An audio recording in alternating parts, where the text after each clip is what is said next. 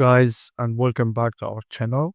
Today we're gonna learn how we can upload or remove the our CV on LinkedIn. First of all, we're gonna go by searching on Google about LinkedIn. We're gonna go to the LinkedIn, sign in. You will enter your email address and passport as well, password, and then we're gonna go to the profile image, click on it, and go to the setting privacy, and then data pri- privacy, and then scroll down into the job sync preferences, job application settings.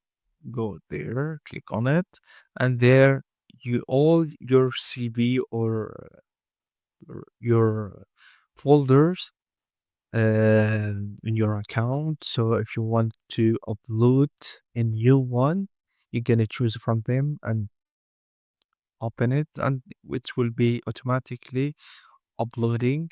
And there is more resume. Here you're gonna click the the oldest folders. You can see it here. You can delete any uh, profile any sorry folder you want, or you just want to download it as well. You have here a document as Word, Office, or in Google document.